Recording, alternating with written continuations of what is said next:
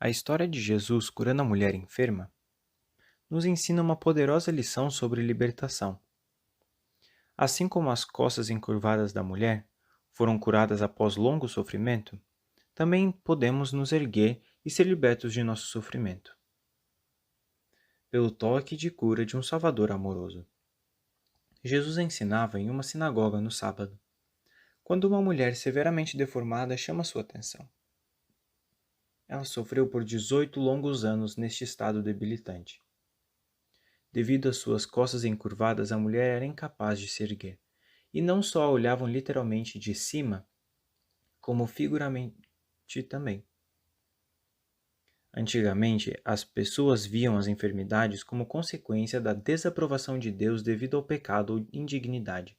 Lucas afirma que a mulher sofria de um espírito de enfermidade, que poderia apontar algum tipo de deficiência mental ou espiritual. Também poderia significar que ela sentia vergonha, ou estivesse em depressão devido ao seu corpo imperfeito. Infelizmente, havia naquela sinagoga lotada, que não desprezaria essa mulher. Jesus a viu no meio do povo e a chamou até ele. Corajosamente, ela se desloca entre os que estão ao seu redor, e com o seu corpo imperfeito vai a Cristo. Ele então estende a mão para tocá-la.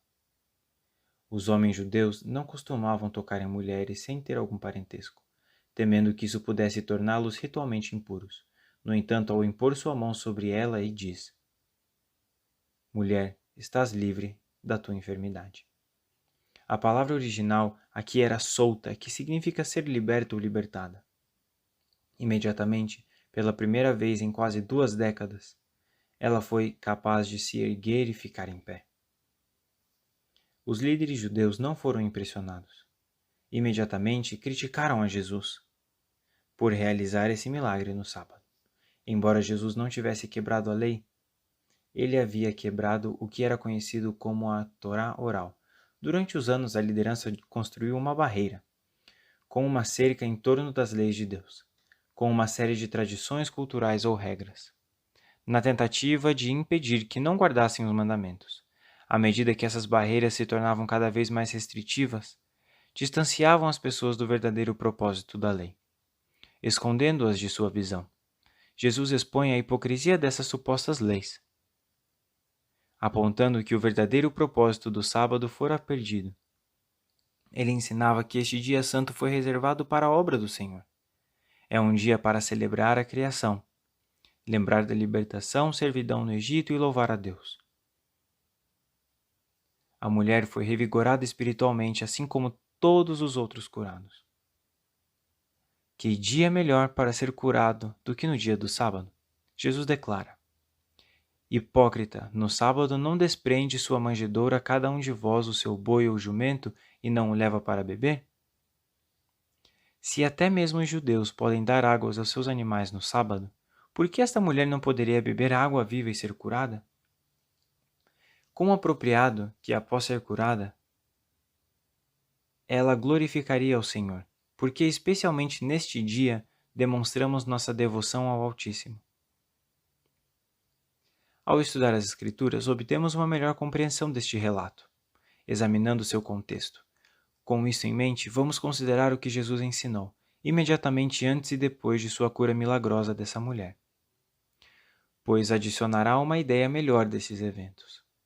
Antes da cura da mulher, Jesus contava ao povo da sinagoga a história de quando a torre de Siloé desmoronou, esmagando 18 pessoas. O mesmo número em anos do sofrimento dessa mulher, assim como estas pessoas morreram sem culpa por isso, essa mulher também não fez nada de errado para sofrer dessa enfermidade. Ao relacionar essas duas histórias, podemos aprender que até mesmo coisas ruins podem acontecer a pessoas boas. Quando a mulher consegue ficar em pé novamente, Jesus faz algo notável. Ele a chama por um nome que aparece apenas uma vez na Bíblia: Filha de Abraão. Os judeus viam Abraão como o maior dos patriarcas, e que as bênçãos prometidas vieram através dele, devido à sua fidelidade e de Sara. Jesus certificou de que aqueles que estavam na sinagoga naquele dia entendessem que, apesar de como haviam o Senhor enxergava seu verdadeiro valor e divindade. Mais adiante no capítulo, Jesus compartilhou 2 parágrafos curtos, um sobre o grão de mostarda e outro sobre o pão levedado. Ele explica que mesmo a menor das sementes pode se tornar uma árvore. Mesmo um pouco de fermento, quando adicionado à farinha, aumentará a massa e produzirá grandes pães. Provavelmente ele compartilhou essas parábolas para ajudar ao povo a ver a grande importância dessa mulher. E de cara, um de nós como filhos de Deus. Possivelmente, após anos, as pessoas desconsiderassem o que ele poderia fazer. No entanto, nela havia uma semente que, embora pequena, continha o que Pedro chamou de a natureza divina. Ninguém deveria considerar o potencial divino dessa mulher. Ela passara 18 anos olhando para baixo. Sua visão míope e limitada teria focado nos pedregulhos, a poeira do chão junto a seus pés. Agora, seu campo de visão fora ampliado, e ela poderia olhar diretamente nos olhos de outras pessoas. E essas pessoas poderiam novamente ver a luz de Cristo em seus olhos, e o fato de que ela sempre pôde aperfeiçoar aqueles ao seu redor, apesar de suas dificuldades. No mundo em que vivemos hoje, podemos sentir presos em cativeiro, aleijados com sentimentos de indignidade, tristeza, depressão e ansiedade. Podemos não perceber nosso próprio valor, ou se sentir fracos sem conseguir se erguer. Podemos comparar os corpos dados a nós por Deus com o que o mundo nos diz ser a perfeição. Pode ser mais fácil olhar apenas para o chão e deixar de ver o majestoso céu azul em cima de nós. Podemos nos perguntar se somos de alguma forma indignos, ou que não somos amados por Deus quando nossas próprias torres de Siloé caírem, nos esmagarem e aprisionarem. Mas, como essa mulher encurvada, também temos o potencial de ser magníficos. Podemos nos erguer, sabendo que somos filhos de nosso Pai Celestial e participantes do convênio de Abraão. Jesus sempre vê nossa verdadeira divindade, não importa onde concentrarmos nosso olhar.